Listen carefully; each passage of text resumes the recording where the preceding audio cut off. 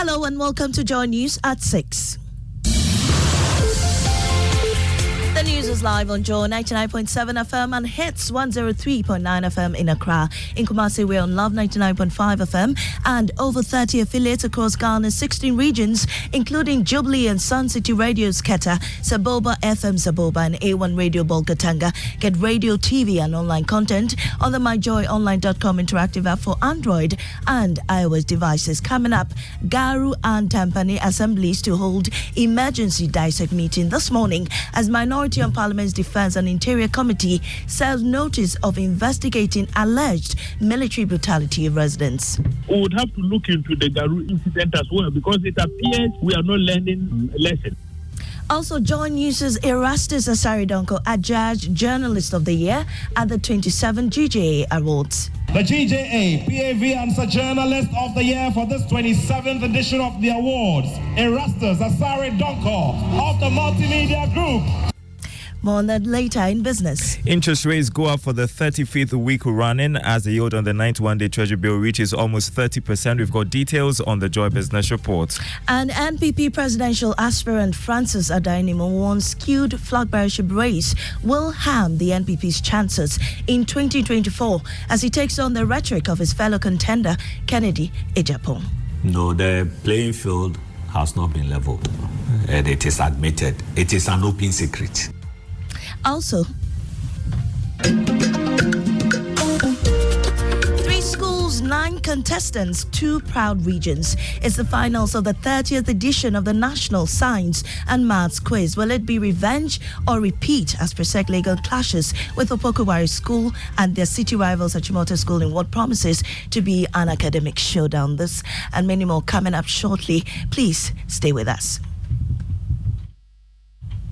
I am Amiesi Nyamiche Thompson. Now the details. The Garu and Tampani assemblies in the Upper East region will this morning hold an emergency district security council meeting after the military allegedly brutalized scores of residents. Many fled their homes after the military stormed the area in the early hours of Sunday to subject civilians, particularly men, to corporal punishments and physical assault, resulting in several high-degree injuries. It is unclear what triggered the incident, but it is believed unknown armed men attacked a national security vehicle. Assembly member of Paipira in Tampani, Jacob Ayam, tells Joy News they had to seek refuge in valleys for safety. And there's a lot of fear and panic in the town because we don't know when they are coming back again.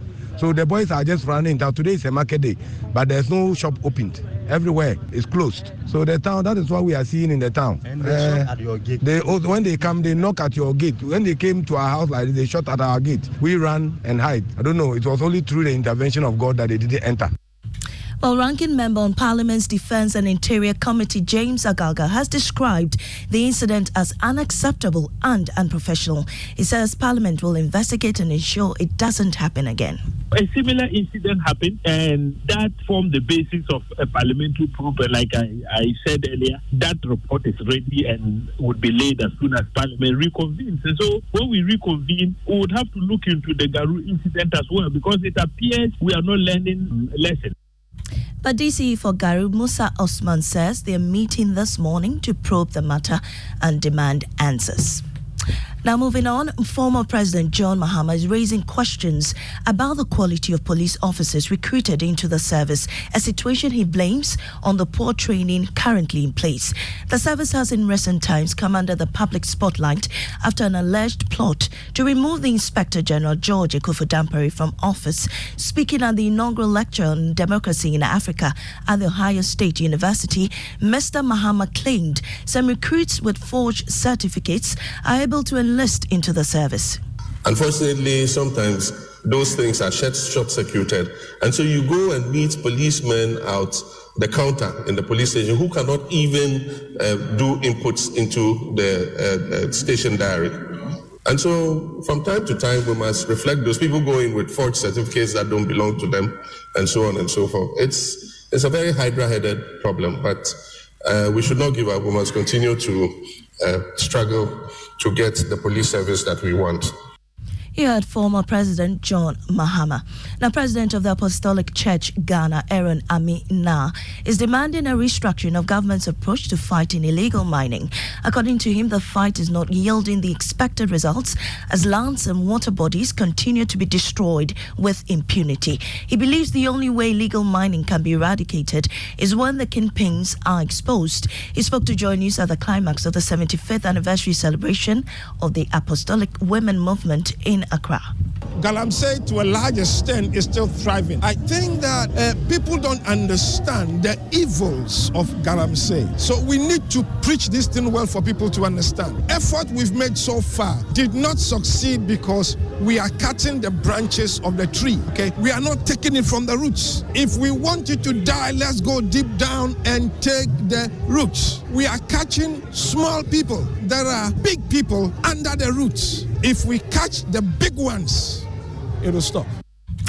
And Joy News' Erastus Asare Donko has been adjudged the PAV Answer Journalist of the Year. Speaking to Joy News in an interview, he said the award is a testament to his hard work over the years and his commitment to exposing the rots left in its trail by illegal mining.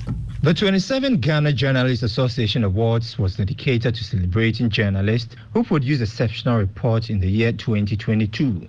Joy News' Erastus Asare Donko, who was adjudged the GJA PAV and Sun Journalist of the Year, shares his excitement. Well, it's been a long journey.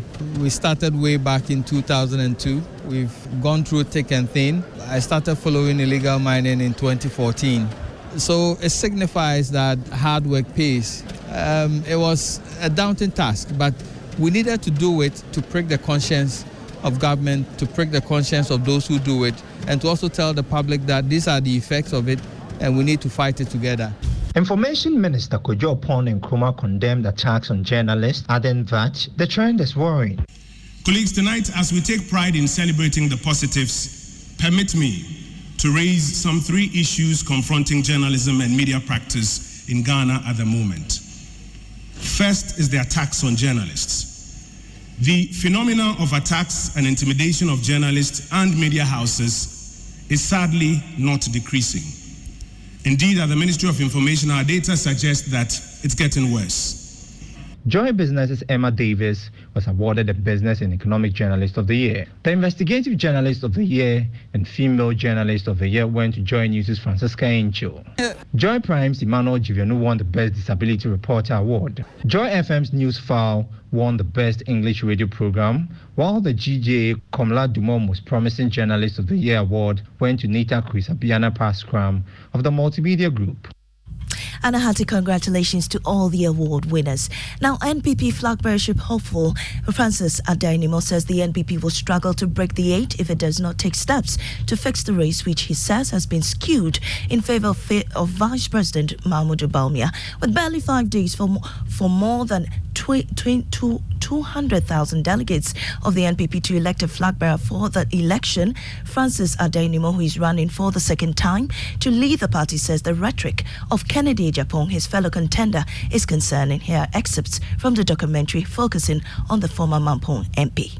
With just a few days for more than 200,000 delegates of the governing New Patriotic Party to crown a new person to lead it into the 2024 election, the race is heating up and the rhetoric is hitting a crescendo.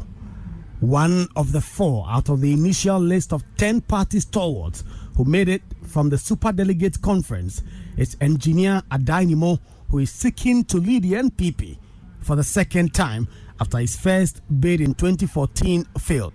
Welcome to the story of Adainimo. I'm a 58-year-old man, and I come from a community under Mampong in Ashanti region called Nyinampong. So I'm an Ashanti by birth.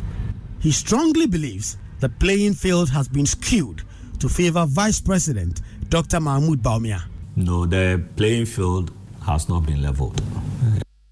And Kwekwa Sante with that report. 3 schools, 9 9 contestants, 2 proud regions. It is only a few hours to the climax of this year's National Science and Maths Quiz as undisputed champions Presec Legon square up with Opokuwari School and Achimota School, but many are asking whether it will be a repeat or revenge. Presec Legon have in the past toppled the 2 schools to claim the ultimate prize at the grand finale, while Achimota School is seeking to end the reign of their city rivals. Opokuwari School is yet to figure out how to request or requite the Presecans after they missed the trophy to the Odadia in 4 final clashes. Emmanuel Barkeko has more. Their journeys to the grand finale has been arduous. Coming all the way from the regional qualification to the grand finale, Achimota School showcased their mettle at every stage of the competition. We don't boast. Achimota, we don't boast. We are just there for the finals, and in fact, we are telling them they should be waiting for us. It has been 21 years since they last lifted the trophy.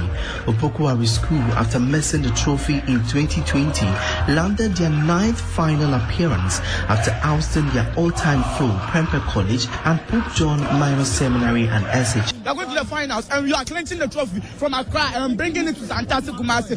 Our third one, the Trinity is on course. With their mantra, our living God is faithful and great, 7-time champions Presec Legon is anticipating their 8th trophy. Achimota and Opokuwari, we are going back to do our homework. We are going back to work hard because it's not over. And we've got all the latest here on Joy News. Please stay tuned for the latest on that contest. And that's it for the news at 6. In the headline, Garu and Tempane assemblies to hold emergency dissect meeting this morning as Minority on Parliament's Defence and Interior Committee serves notice of investigating alleged military brutality of residents. Business is next on the Super Morning Show. Joy 99.7 FM, radio for the discerning listener.